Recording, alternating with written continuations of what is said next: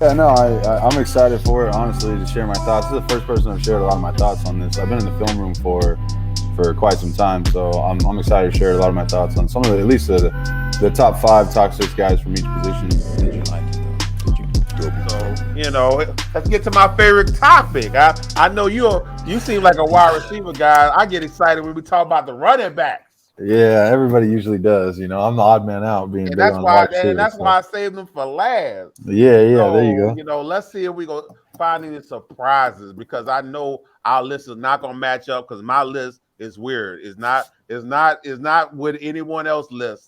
Yeah, So, no, mine's a little off too. I'll be honest with you. It's so mainly because after the top three, I feel like everybody can kind of do their own thing. You know what I mean? Even if you want to put Tyler Beatty at number four, that's still starting to become okay with people. But yeah, so I was going to run through this just a little bit quicker. At number five, I have Rashad White out of ASU. oh yeah, y'all going Um, crazy for Rashard White. I've yeah, been I've been trying to temper people for expectations. Like when he get drafted in the fifth round, y'all still gonna have that energy. Fifth but round to the Eagles, or y'all still gonna have that energy. fifth round of the Eagles. Oh shit, that's funny because that's what actually happened to Kenneth Gainwell, who's with the Eagles last year. Is people were big on him in this same way last year, going in pass catching guy, another one of those guys coming out of Memphis. You one of those utility guys who could catch the ball and be used run out of the backfield, thinking it's the next Antonio Gibson, that sort of thing. You know what I mean? Um, but the thing with Rashad White is I think it's actually for real. And I do think that his draft stock is rising. I think you're right. I think Twitter is bigger on him than the actual the NFL is. But I do think his draft stock is rising. I would be surprised to see him go drop as low as the fourth. I would project him probably more of as a third, fourth round talent, simply because he carried the shit out of that offense. Jaden Daniels just did not really care this year. You did not see a lot of effort out of his performance this year. A lot of it came from Rashad White as far as his production. ASU as a program, they had a lot more higher expectations this year, especially because of the caliber of recruits and everything they had on defense. And it did not come to fruition. But the one thing that did come to fruition is Rashad White balling out. Almost every game there was a special play where he turned 0 yards into 10 plus yards. And that's what I like most out of my running backs is the ability to create yards on their own, even when guys aren't blocking for them well or what have you. And I think Rashad definitely has that, along with a complete profile as a pass catcher and an every down back. I think he's definitely an every down back due to his size and his ability to catch the ball and pass block. And, he's an inside-out pass blocker. He has great technique. I don't think he'll have to hit too much of a learning curve there like running backs typically do at the next level. So I just really enjoyed watching his film, actually. And he's one of those guys where I had him a little bit lower starting out. And then as you watch his film, you move him up further and further just because he jumped off the page. He created for them so much and turned, small plays into big plays into huge plays, negative plays into something, at least. So definitely somebody I'm big on. I prefer running backs that are not red shirt seniors, though. Yeah, no, I knew that was coming because I knew that was part of your deal.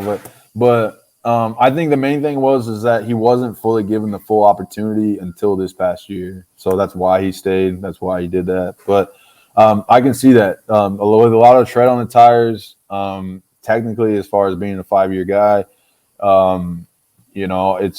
his time is ticking already. I believe he's 22, going to be 23 by the season. Quote me if I'm wrong on that, but you coming out of Arizona State, not Alabama, so I'm going to go ahead and give Brian Robinson a pass before I give Rashad White a pass. So that was a question then. So I was going to actually ask you that specific question then. Who would you prefer straight up, Rashad White or Brian Robinson? Then? I think the NFL likes Brian Robinson more, and he's one of them backs that can take as many touches you want to give him. Right, yeah.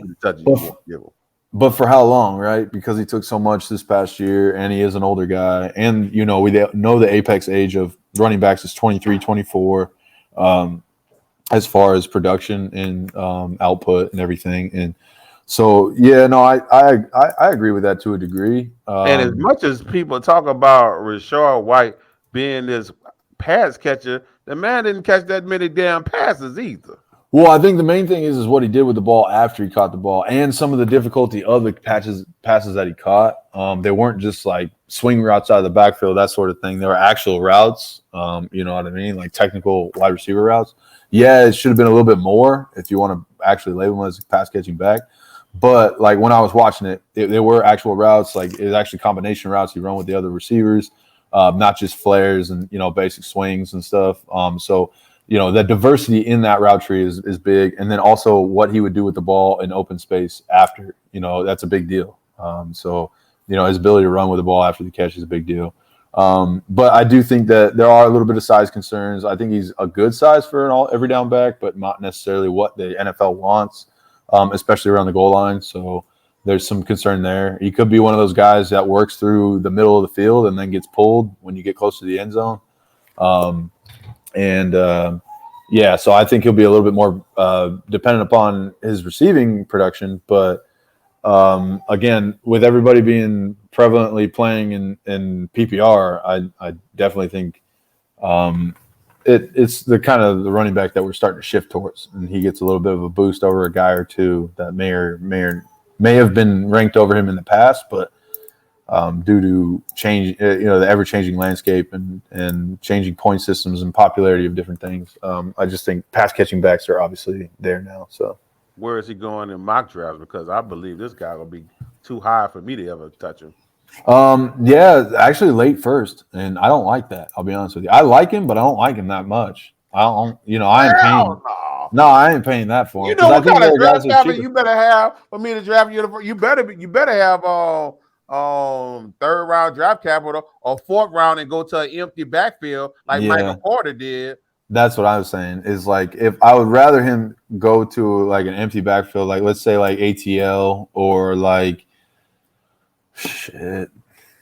Yeah, I honestly, Atlanta is the running back is the backfield I want him to go to end up in, honestly, and that's what I've been talking to my buddy Dalton about because he's a big ASU guy, he's a big Rashad White fan and everything. So, I think that would be the best fit as far as fit goes. But the next guy though at 4 is somebody I definitely prefer. He's a little bit more traditional, a little less of a pass catching guy, a little bit more of a thumper. So at number 4, I have Zamir White out of Georgia. Again, this guy was projected. You talk about stars as prospect. This was one of the number one prospects. The number one. I just meant out of all positions, he's one of the number one prospects. But out of running backs, he was the number one running back coming out when his class was sent to the college level. He didn't necessarily bring that to fruition while he didn't bring that to fruition all the way through while he was playing at UGA, but I definitely saw flashes of it. I mean, and not just on the field, but off the field. I mean, in the weight room, this dude's a freaking animal. He's a monster. He's just built different than other running backs typically are.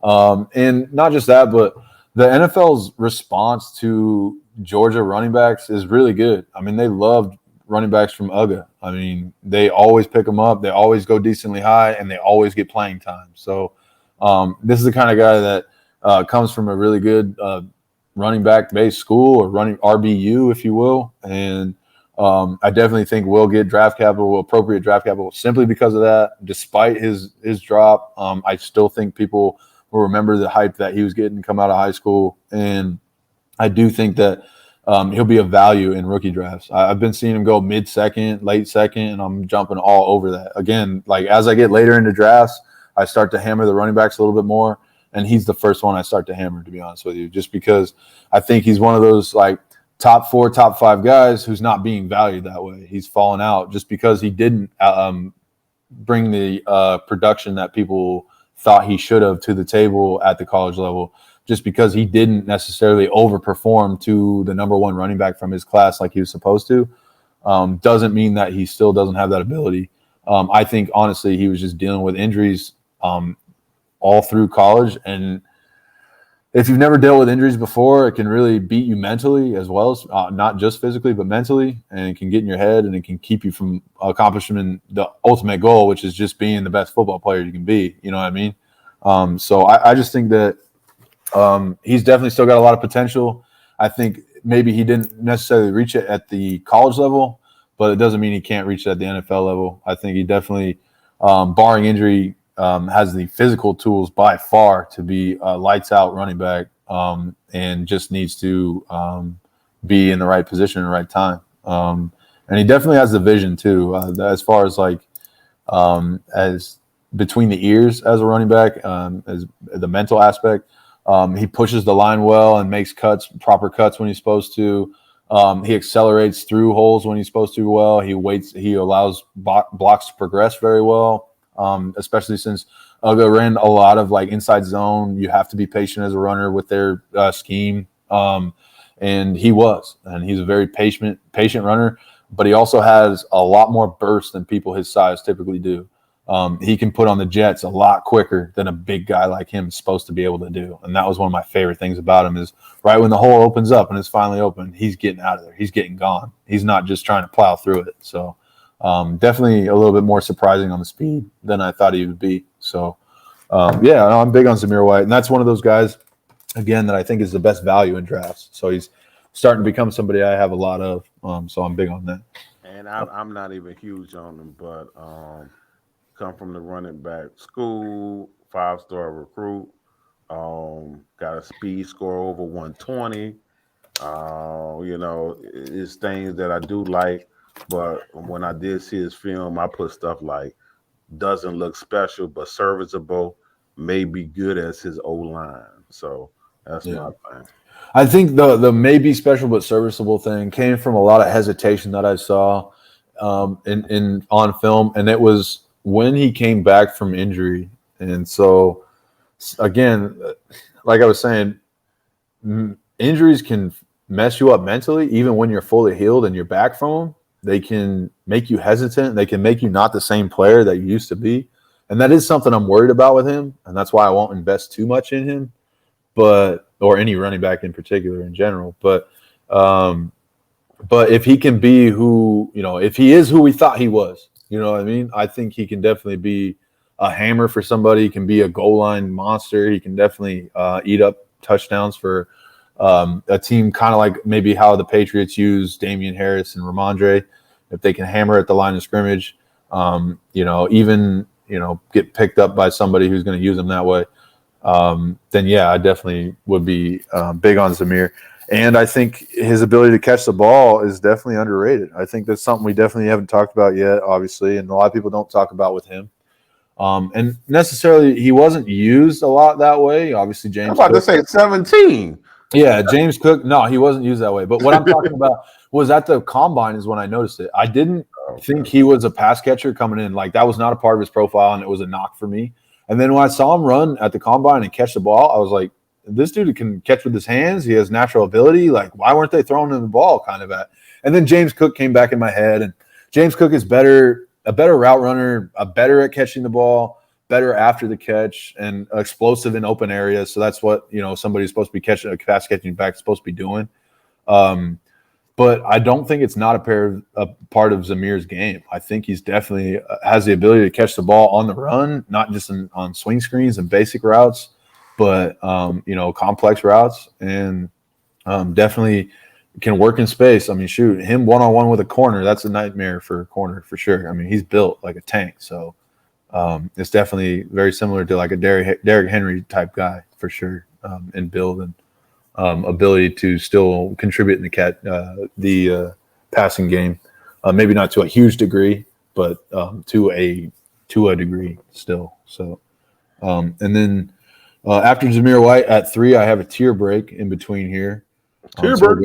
Going up to the tier 1, and at 3 I have Kenneth Walker out of Michigan State. Oh, hurt my feelings. Go ahead.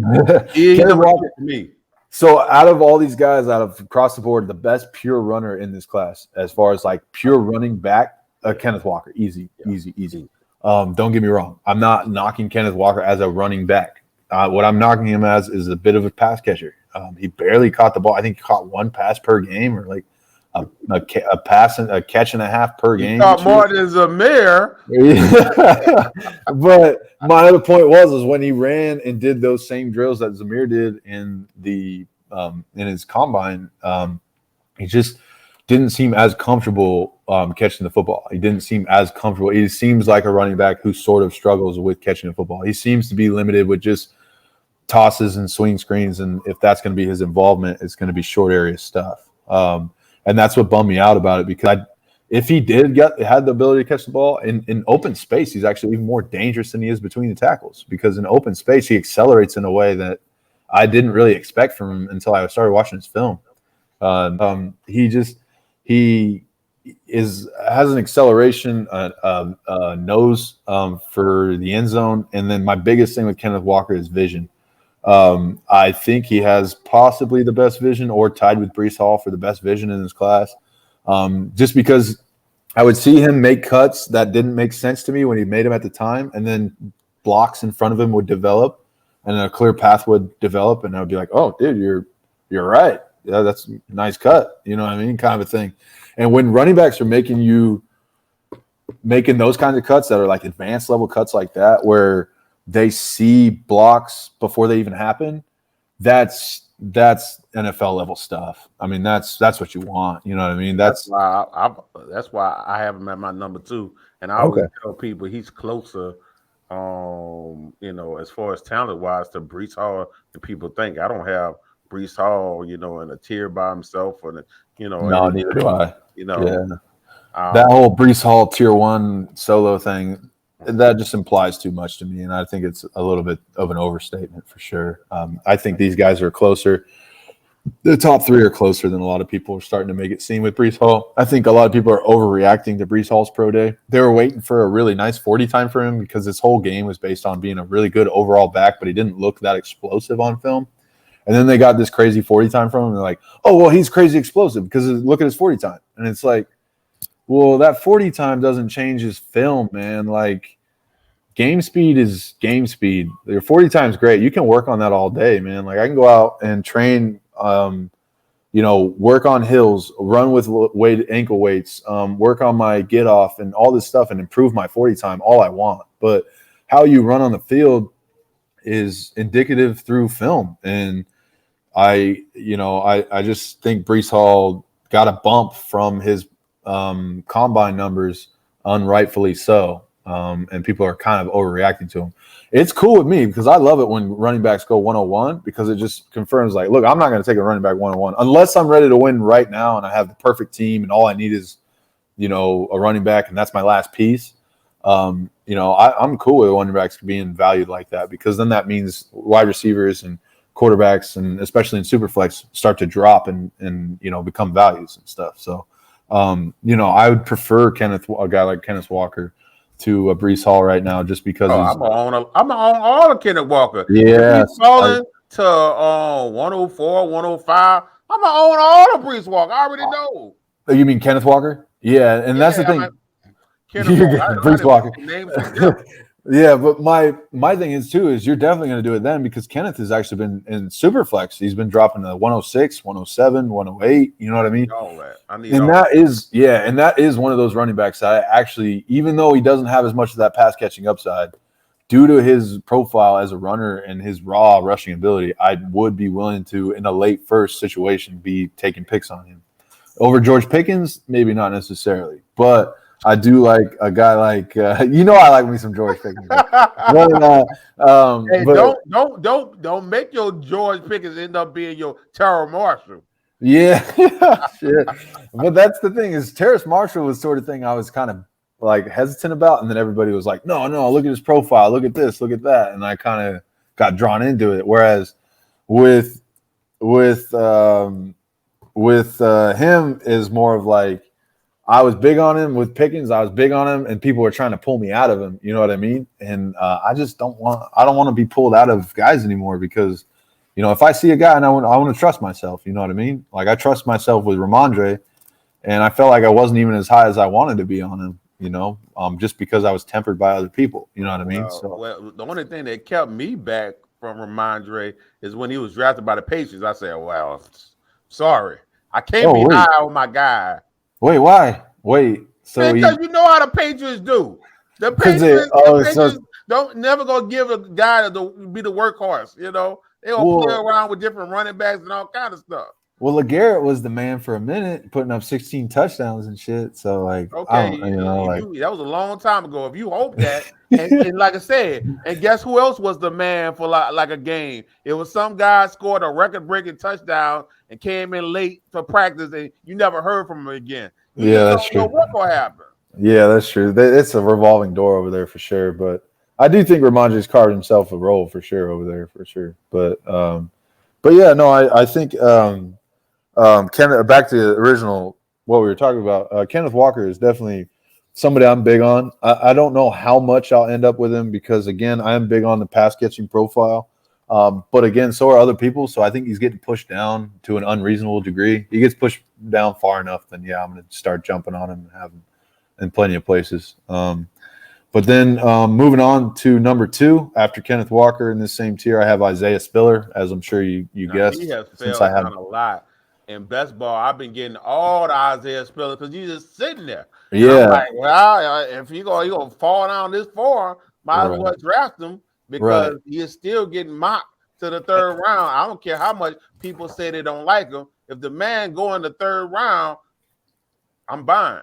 Right. And so that's my thing with him is we talk about Kenneth Walker sort of starting to fall a little bit, and we like where that is, but Isaiah Spiller is falling like crazy, and I'm really starting to like his ADP at the early 2nd. I mean, compared to where he used to be in mid 1st, I mean, that's a value and a half right there. That's definitely especially with his pass catching profile.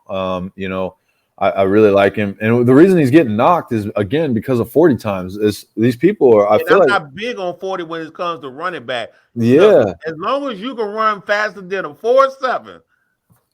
4.7. If you can run faster than 4, give me a 4.7. Faster than 4.69.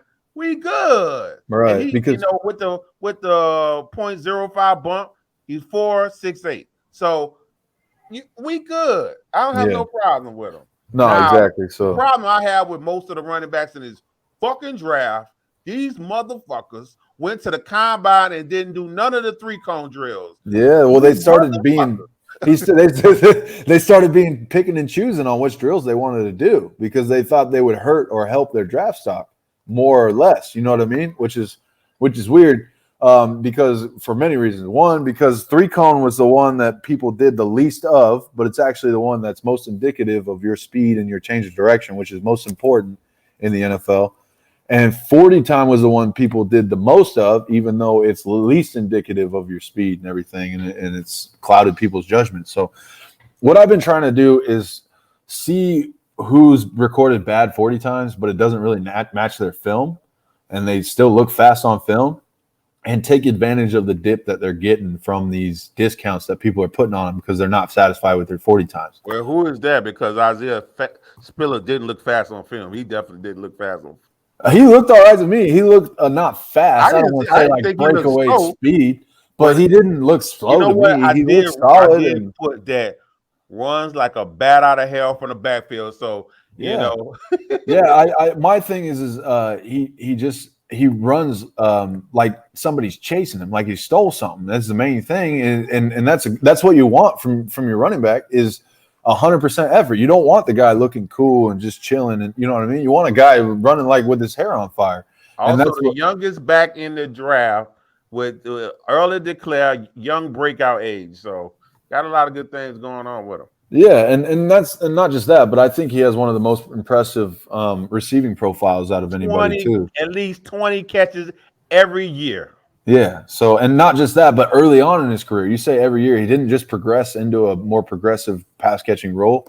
He was that way from the start. And so that's why I think, he'll be that way from the start in the NFL too, is he'll start catching the ball and, you know what I mean? He'll be able to work in multiple facets. So I'm taking advantage of the dip here.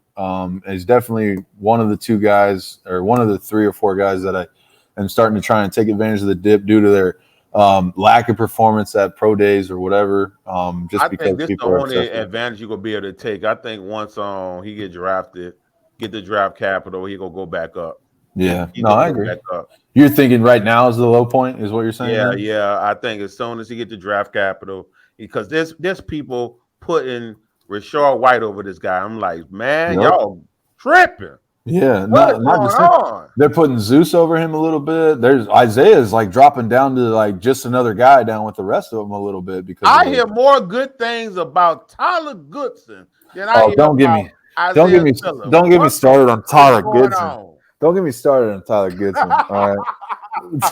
I don't understand the infatuation with that guy. What's going on? I don't understand what that's the highest runner as a running back I've ever seen at the college level.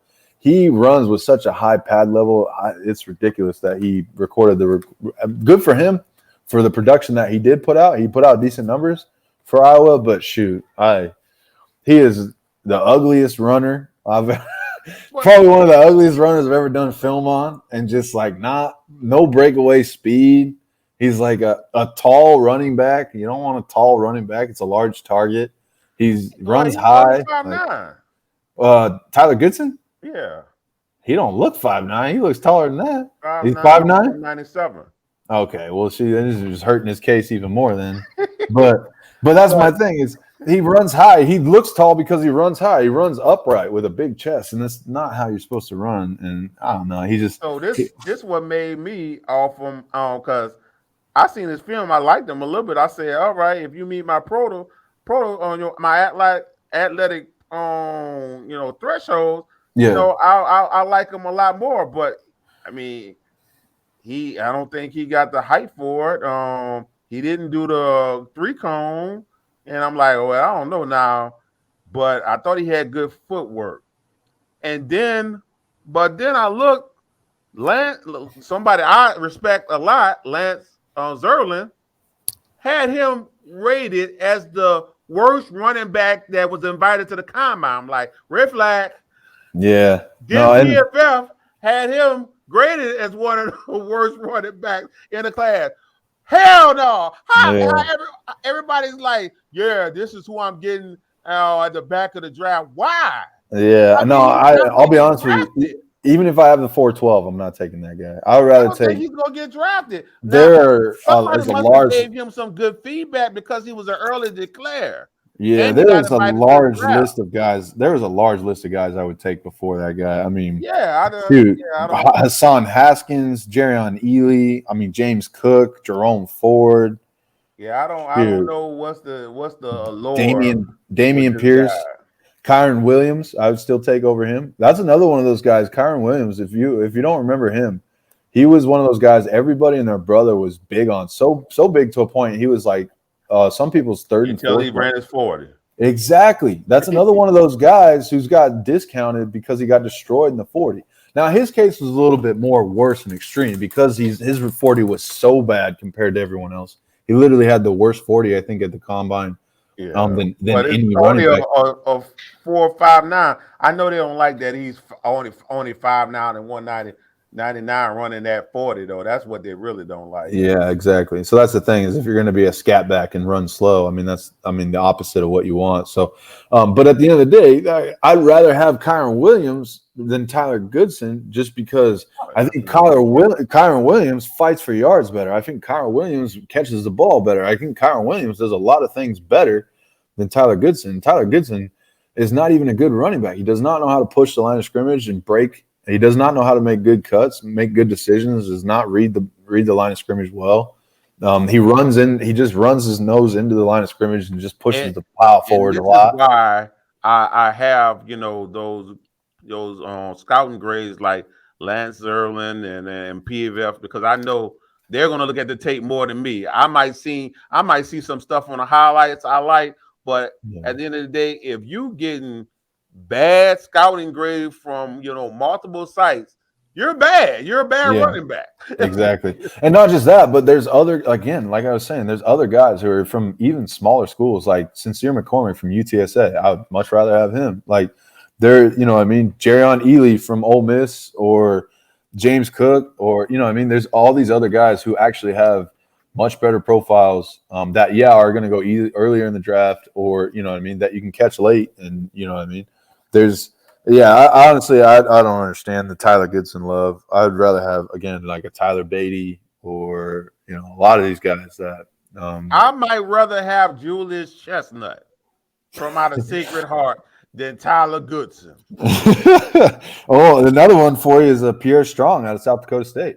I'd rather have him. It's more all-around running back. We will get to him. Oh, He's, go ahead and just talk about your number one. Everybody's number one. Everybody's number one, as we all know, is Breece Hall. So Breece Hall out of Iowa State, best all-around guy out of this class. Again, one of those guys who does everything really good, and then does a couple of the things extremely good. The couple things that he does extremely good. First thing is vision. Probably has the best vision in this class, comparable to Kenneth Walker as a runner. It cannot capitalize on it the same way Kenneth Walker can with his acceleration, but definitely has a mind for the next level, watching blocks develop, and knowing exactly what path he needs to take to get the most out of all those blocks and get the most yardage out of every play. Breece Hall definitely is that guy. Now, the one knock I would say that he has that everybody acknowledges, he does not have breakaway speed or elite speed, but he does do everything else well. Great receiving profile or pass catching profile. Very diverse route tree, probably the most diverse route tree out of all these running backs, other than maybe Kyron Williams. And then also, too, just a great natural runner between the tackles, outside the tackles. He's comfortable with both.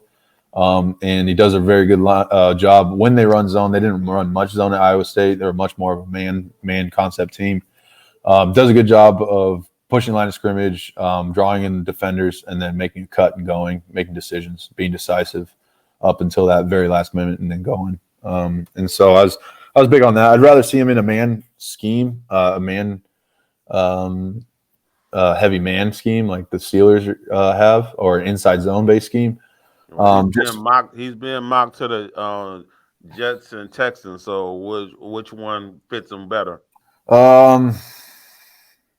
Not the Jets. If the Jets are going to run, yeah, the Jets run an outside zone scheme based on what it's LaFleur's brother, Matt LaFleur's brother. So Mike LaFleur took a version of Shanahan's offense over there, and they run an outside zone based scheme.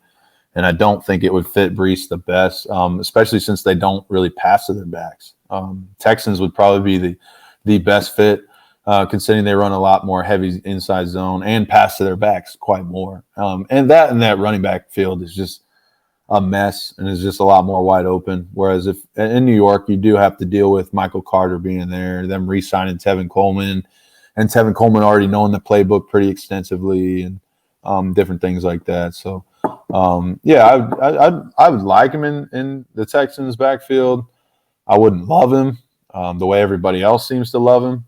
But it would be a decent fit, and he'd definitely get the workload that he deserves in the Texans backfield. I mean, if you look at what some of the work Rex Burkhead got last year at the end of the year, that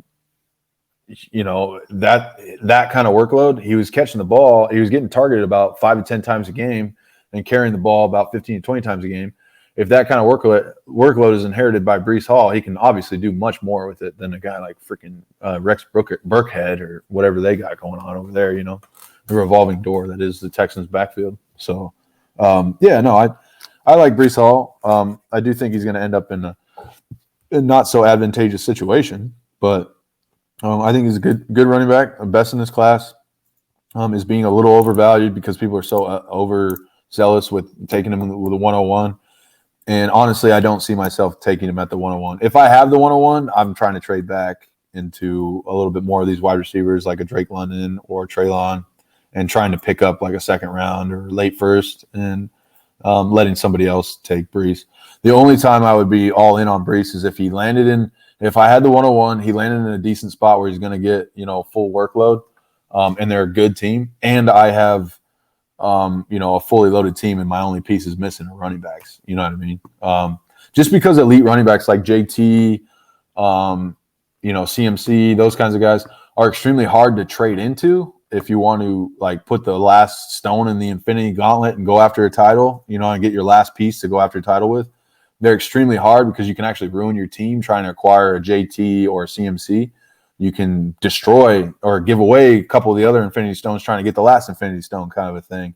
And I think that's the best way to get the last Infinity Stone is just to use your rookie draft pick on the best running back. And so that's when the situation when I would take Breece Hall is to complete that last set and then go after it. And would also give you the window to pursue a championship for 2 or 3 years because running backs do tend to have about a 2 or 3 year window of production most of the time. So, yeah, and that's the only time I would really be all in on Breece is if I knew I had a shot at a title or making a run at a title for the next few years. But other than that, I'd be trying to trade back. I just think there's too much that you'd have to invest, and the 101 is really not that much worth it. The only way I would have to take him on a lesser team is if I had the option of turning around and dealing him after he was at his peak, after the first few games or something of the season. But yeah, I like Breece. Don't get me wrong; he is the best running back in this class. He is my number one. But as far as long con, that's just kind of how I would play it. Now our list ended up being pretty much almost identical. So I guess it was, I had Breece Hall at number 1, Kenneth Walker at number 2, Isaiah Spiller at number 3. Now this guy, this was my game changer. At number 4, I have Dameon Pierce. Okay, all right, I like that actually. Yeah, and that's somebody I've actually been big on in this draft. He's actually my number 6 back. Okay. Like right after, yeah. So I'm actually not far off him with you. I love that dude. Bowling ball, man. Straight up bowling ball. When I see him, I think of Frank the Tank Gore. And I'm being a Niner guy. That's honestly one of my favorite players ever. I grew up watching Frank play. And when I first watched Dameon Pierce play ball, I was like, oh, this is like watching Frank again. Not to a T, but like pretty damn close. Like very low pad level, small bowling ball type guy. Ekes out of like piles when people think that he's beat and he's stopped and the play's over, he ekes out of the pile and goes and gets more yards and is definitely a grinder. He's hard to bring down. He has great balance. I've seen him be almost parallel with the turf and then get right back up and keep going. I really like his game, and I think he was underutilized at Florida. I think he's one of those guys who should have gotten the ball more but didn't, and he definitely is a great fit at the next level for a first and second down hammerback for sure. Now people did get excited about him, and then he ran a 40, and I don't think I heard not one person talk about him since. Yeah. So I'm not letting these 40s really affect too much. Again, I'm a little bit more reliant on game speed. That was something I kind of learned last year. Was 40 times kind of mess with your head more than anything. As long as it shows up on film, it's a little bit more important to me, because the other thing, the difference between a 40 time and playing ball is about 40 pounds worth of pads and equipment. I mean, how you run with equipment on is different than just running in underwear on the track on the side of the field. So that's another thing I was just starting to realize. And it is a great measuring tool. The 40 is a great measuring tool to a degree. And if there's huge variances, you can't ignore a running back like we were talking about running a 4.7 or 4.8. But if we're splitting hairs if we're really knocking a guy for running a 4.55 as opposed to what we expect him to run, which is a 4.4. You know what I mean? We're really splitting hairs and doing ourselves a disservice if we're really knocking a guy that much just because of 0.1 seconds of a 40 time that he ran, one day in the middle of spring, 6 months before he even plays football again, So, I just try not to let him affect my mental too much or affect my ratings too much. It's more of the overall athletic score. If that's bad and the 3 cone's bad and his vert's bad and you know what I mean, if it all starts to show like, well, this guy, then it's a red flag, kind of like we were talking about with Jalen Wiedemeyer. It was not just the 40, it was also this and it was also that, you know what I mean? Then I'll start to do it. But if it's just his 40 time that's really like questionable, I don't know, and his 3 cone's good or even his 10 yards good, or you know what I mean, then I'll definitely give him a pass or at least not knock him as much. And I think that's kind of the deal there. And my number 5 was Zamir White. So we had 4 of the same. Top 5. I forgot who did you mention at 5? So at 5, I had Rashad White. Okay, yeah. At 4, I had got him in another tier. So right. that's the only one I haven't got excited about him yet. Now, if he get drafted the 3rd round, then I'll change my tune, but I need to see it first. Yeah, I already know. I think that's what you're hesitant about, as I don't think that you're convinced that he's worth a 3rd round pick. And so if he does do that, I would say you should reconsider, which you just said you would. So, but I personally expect him 3rd, 4th round. So that's why I'm at where I'm at with him. So maybe that's just the difference between you and I, but that's kind of what I expect from his 3rd, 4th round. But you're right. I think you might be right. I think the NFL may not be as high on him as Twitter is, because I haven't heard bad things about Rashad White as far as NFL buzz or any of that, but I haven't heard much about Rashad White, period. So that's not a good thing. Like, hearing nothing is not a good thing either. Yeah, you know what I mean? So, no, I agree. And then at 4, I had Zamir White. At 3, I had Kenneth Walker. At 2, Isaiah Spiller. And then at 1, I had Breece Hall. And then I had a tier break between 3 and 4, between Kenneth Walker and Zamir. So, yeah, we're not far off there. Honestly, I thought we actually have the most disagreement in the running back section, because it's such a grab bag a little bit this year, but it seems like we're on the same page. When I put Zamir up there, I thought I was going to ruffle some feathers, but I'm glad that you're on the same page with me. I've been grabbing him a lot in best balls. Like, give me all the Zamir, because I've been doing a lot of best balls pre-draft. Okay. And I like to do that because I know I can go ahead and get value on the rookies. Especially Drake London. I've done a couple of best balls myself, and I've just been getting Drake London. I haven't got any value everywhere. Drake London. People taking Drake London. Really? I got some, but maybe that's taking Drake London. I'm not getting no value on him. Okay. Yeah, like a month ago is when I did those, so maybe it's changed a month in the ago. past Yeah, month. you was getting all the Drake London. Okay. Yeah, and I haven't done it much recently, but yeah, and I'm trying to hold myself back from getting in on the dynasty startups, but I'll probably do 1 or 2 more this year. No, I'm gonna get in 1 before the season. I if I could, I would like to get in 2, but we'll see. Same. Yeah, I only want to do 1 or 2 this year. You know what I like to do? I more so like to do the auctions, so I can go after the players I want. And I know that I'll bid people on the rookies because I have more conviction than them who need the draft capital. Yeah, what you just said is how actually I got Jamar Chase in the 3 auction leagues that I am in.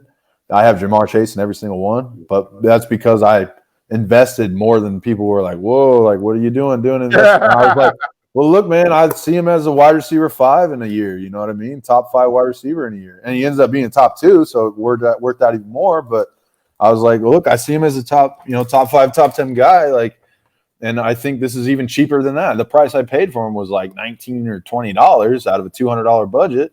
And I still thought that was like, low for what I thought he could be. And, I ended up being right, but not always does it end up that way, Mm-hmm. So, no, I agree. I really like auction because it's not like you always have a shot at a guy. You always have a shot at one of your guys. And you always can ignore tier breaks, and you can always ignore guys that you just absolutely don't want. You don't get into a point where like, oh, I have to take this guy here just because he's the best player or any of that shit. You know what I mean? You take the guys that you want, and your team.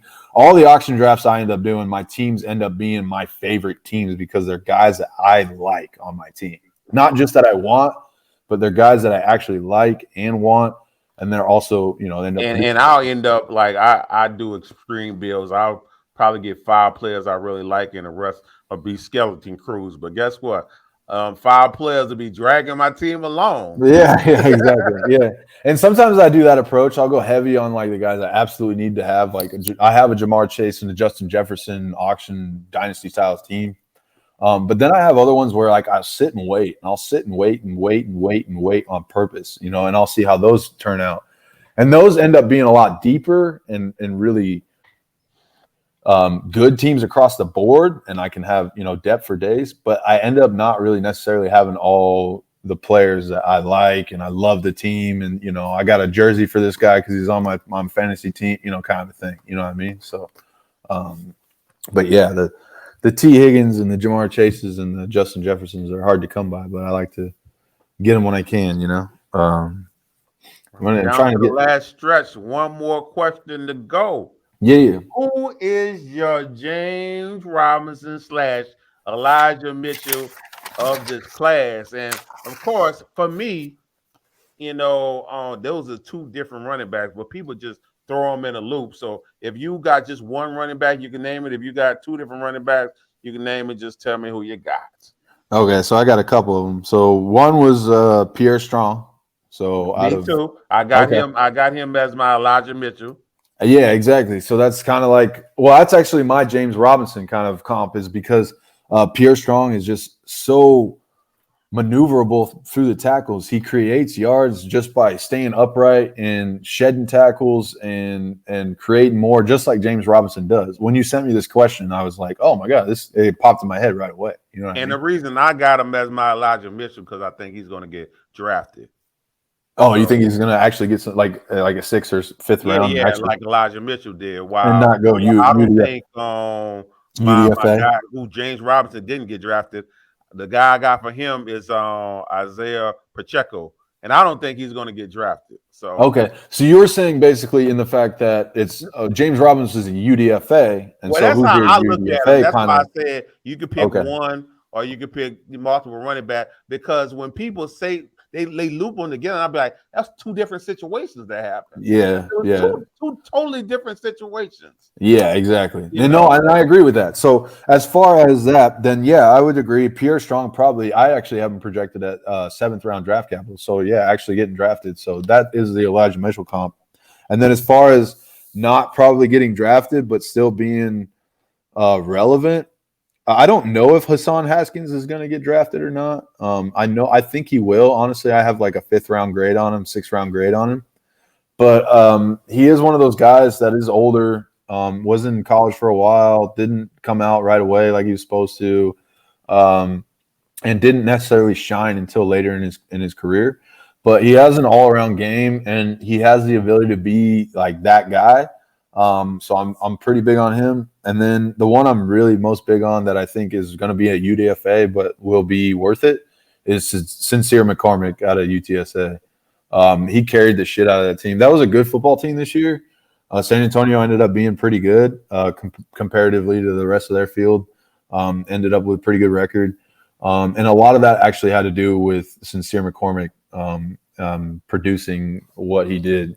He's just a baller, lights out, full speed, hair on fire type runner.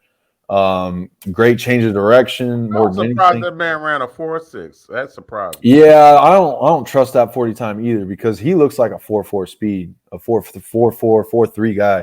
Because here's the thing, like guys like Kenneth Walker and we're running 4.35 and 4.4 and shit, and he looks about that same speed. So I was questioning it and stuff, and so I was thinking that I just think that Sincere is definitely an all-around 3-down capable back who's coming out of a lesser school that's going to have questions behind him because of that.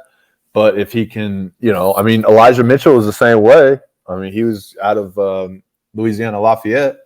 It was one of the only questions really about him was, hey, this guy's from a small school. I'm not sure if he can handle the next level, this and that. And then he fit right in. You know what I mean? And Sincere is one of those guys I think can fit right in for sure and make an impact right away on a backfield that maybe is in shambles, or maybe the starter isn't producing the way they're supposed to, or an injury occurs or something. I think he can come in and be a decent backup and take good advantage of a poor situation or injury or something like that. So yeah, I don't know. You only asked for like 1 or 2 guys, but yeah, those are the 3 kind of. Pierre Strong, I like Hassan Haskins, and then Sincere McCormick. All 3 of those are guys, like I was telling you, I'm taking a shotgun approach to the later rounds and trying to collect, those cheap late running backs. Those are those guys I'm starting to look for later on for sure. You heard of Brian Koback out of Toledo? No, I haven't seen his stuff. You going the deep ones, bro. Hey, bro, he's going deep on me. Is he? Athletic freak. What's his athletic profile looks like? He didn't run a good 40, but coming out of high school, he had a better 40. Coming out of high school, he had a 4.44. So you would have think he was gonna blaze, by time now, but he ran a 4.54. So that surprised me. Some guys gain weight, but 40.5 vertical. Oh shit! Broad as a running back, this is a running back who did a 40-inch vertical. Yeah. What the fuck? 5'10", 209, 40 on 0.5-inch vertical. You saying that like, oh boy, Hall got a 40-inch vertical. What's that? Brees Hall got a 40-inch vertical too. He did? Yeah. Oh, I didn't know that. Yeah. I didn't know that. That's nuts. Yeah, that's wild for a. That might be another reason why they're pushing him up. But vertical is a big thing for me. It implies that shows that power, man. Exactly, explosion and power and stuff like that. It's almost as big, if not bigger, than the 40 for me. 3 cone was 7.03. That's pretty good. Shuttle was 4.27. Did 28 reps. In the bench? 28. So he was free. He's a freak. I was gonna say this is a workout warrior type guy for sure. Yeah. Because the only person that did more reps than him was, somebody that even though they classified themselves as a running back, they played fullback too. Fullback, strong as ox. Yeah, exactly. Well, not just that, but the positions being eliminated. So a lot of those guys who go into the draft now and get invited to the draft as running backs would have originally been invited as a fullback, but they're basically. You heard of this dude? Clint Rakovic. Played North Illinois. He put up a nice combine too for his size. Being 6 foot 231, he put up a nice combine, but the boy put up 31 reps. So I mean that's the only person that was able to put up more reps than him as a running back. But that's because he played fullback too, Yeah, that's not. Yeah, it's a positional difference there. No, yeah, that's interesting. No, I haven't seen this guy's. And this was at the combine. No, it's pro day. Oh, okay. I was gonna say, was he invited? Because I don't remember his name from the list. On the combine. My list go past on invitees. I'll be going deep. I want. Yeah, and that's something I want to start doing a little bit. But more. I'm realistic though. A little bit more. If they're not invited to the combine, you probably won't see them guys. They're probably not gonna get drafted. Yeah, at the end of the day, that's just. But they did have a couple guys that surprised the hell out of me last year. Like, what they got, the guy with the Rams that got drafted. I was like, who the hell is that? It was 2 guys. The guy was the wide receiver with the Rams and the wide receiver with the Chargers. Oh, you're talking about the hell out of me. I'm like, you're talking about Josh Palmer went to the Rams. Yeah, and then it was the guy with the Rams. You're talking about the little flyback. Yeah. I know you're talking about. It's not Jalen Darden. He's kind of like Jalen Darden. I love Jalen Darden. I need him to get an opportunity. Yeah, let me look at my notes from last year. Hold on. Tutu Atwell. Yeah, that's who. Yeah, exactly. I said, who the hell is that? Yeah, he came out of Louisville, I think. He was like a little gadget player out of Louisville, like a little fly sweep player out of Louisville or something like that. But he got 2nd-round draft capital. Yeah. And then he didn't even play it down and he got passed up by Van Jefferson. I've got a lot of Tutu Atwell just because he had 2nd-round draft. It was a process for me. I was just like, man, this man sitting here, it's the end of the 3rd round. Why not? Well, that's where he was. Is if he's going to drop to the 3rd round of rookie drafts and have 2nd-round NFL draft capital. I had people, bro. I got people mess with me about drafting. What's this guy name? Drafting Kadarius Toney. If I'm drafting him in the mid 2nd round, somebody with 1st-round draft capital, why are you messing with me about drafting this guy? Yeah, exactly. A receiver with 1st-round draft capital. Fuck out of here. Yeah, exactly. Yeah, no, I agree. Yeah, and that's the thing is just people get a little stubborn and they don't take draft capital into account and they set in stone and then they get mad at people who do take it into account and that sort of thing. And they're like, why are you overreacting to the landing spot? Don't you believe in the talent? That's the first thing they say. But There's a fine line. You got to respect both. You got to respect the talent and opportunity. Respect the draft capital more because the NFL will give a damn usually when they stamp somebody, like, you just don't know how rare it is to be a James Robinson or Austin Eckler. You get undrafted, it's impossible to climb the debt trap. Oh man, it's so all the stars got to align. People got to get hurt, and you got to have an opportunity, and you got to ball out on that opportunity. Yeah, different things. Whereas, early draft capital, they're almost guaranteed the opportunity. So you're right there. I think the early draft capital obviously implies opportunity. I don't know that it does past the second round though, just because third rounders are just, they're a little bit assumed projects even when you get them. You know what I mean? If somebody's in the third round, it's just an assumption that they just need to be progressed and such. So, I don't know. I got one more question for you before you go on. Is Trey Sermon bad? Because people make it seem like he's trash. I just think he in the wrong system.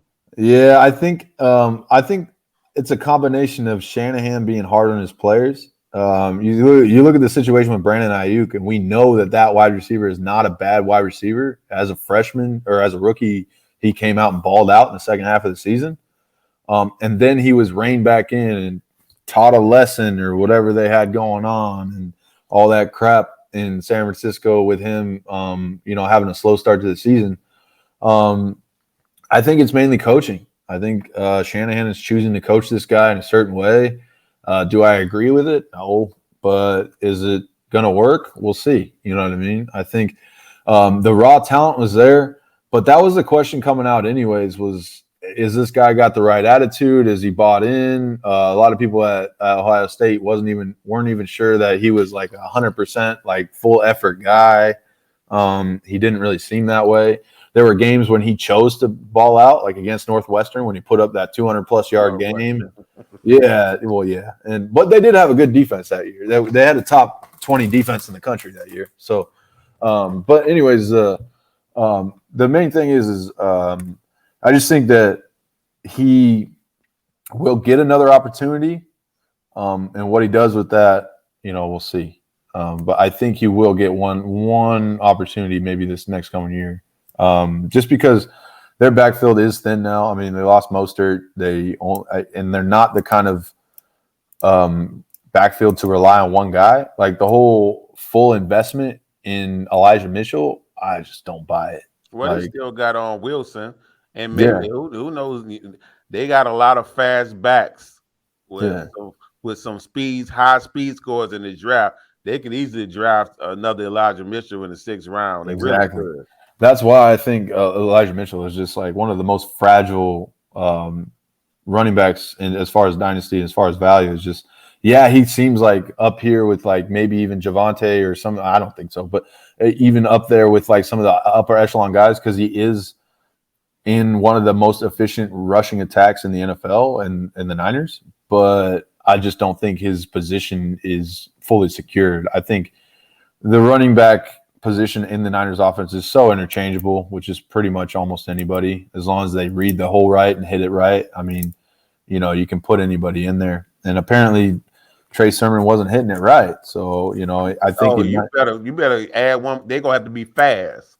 Yeah, no, I agree. Second, because the holes in that offense, they're zone-based holes that are only open for short periods of time. That's why Raheem Mostert was so good in that offense, is because he had straight line speed to take advantage of that. So I would like to see them actually draft somebody with better straight line speed. I don't think there's anybody on a roster right now that has the same equivalent speed to what Raheem Mostert had. So we're going to have to draft somebody with that kind of speed. A guy like sort of like a Travis Etienne was a straight line runner. You know what I mean? It would have been great if we had that guy last year instead of Trey Sermon. Shit, it would be a whole nother night and day. But yeah, anyways, I do hope the Niners pick up more. But as far as the original question, Trey Sermon, I think he'll get another shot. But at the end of the day, Niners have a revolving door at the running back position. So my main thing is wait for him to pop. If you have him in Dynasty, you're asking me what to do with him in Dynasty, wait for him to pop, sell the shit out of him.